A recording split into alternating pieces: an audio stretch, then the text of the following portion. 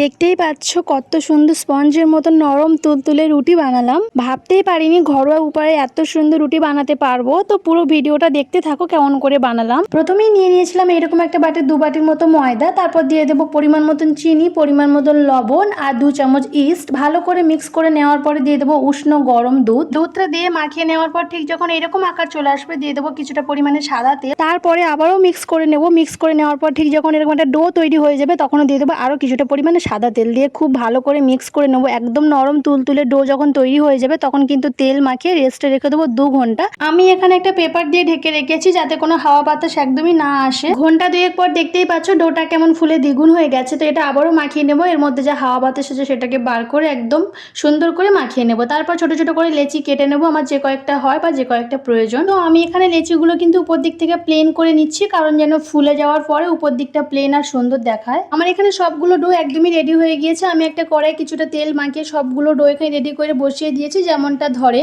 তারপরে কিন্তু এর উপরে একটা কিছু চাপা দিয়ে রাখতে হবে আধা ঘন্টার মতো, তাহলে আরেকটু ফুলে দ্বিগুণ হয়ে যাবে। তো দেখতেই পাচ্ছ এখানে ডোগুলো ফুলে কত সুন্দর হয়ে গিয়েছে, একদম ঠিকঠাক হয়ে গিয়েছে। তো এবার আমি একটা ডিমের মধ্যে থেকে ডিমের কুসুমটা নিয়ে সেটাকে ফাটিয়ে সবগুলোর উপরে ভালো করে মিক্স করে লাগিয়ে দেবো একটু কালার হওয়ার জন্য।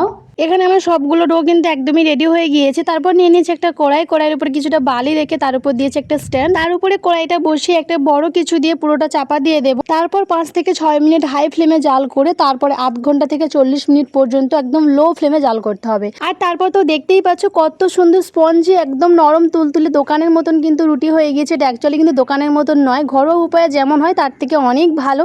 আর ছোট ছোট টুকরোগুলো দেখে বুঝতেই পারছো কত সুন্দর স্পঞ্জ হয়েছে। আমার মনে হলো নিচের দিকটা তো ঠিকঠাকই ছিল, কিন্তু উপর দিকে একদম একটু ফোড়া ফোড়া না হলে ভালো লাগছিল, যার জন্য একটা তাওয়া গরম করে তার উপরে কিন্তু সবগুলো রুটি দিতে এখানে অনেকটাই পুড়ে গিয়েছিল। যাই হোক, খেতে খুবই ভালো হয়েছিল। এখানে আমার মাকে দিয়ে টেস্ট করাচ্ছিলাম, তো আমার মা আমের চাটনি বানিয়েছিল সেটা দিয়েই টেস্ট করছিল। আমি একটু চায়ের সঙ্গে বিকালবেলা টেস্ট করছিলাম, তো খুবই ভালো লেগেছে। তো তোমাদের ভিডিওটা কেমন লাগলো?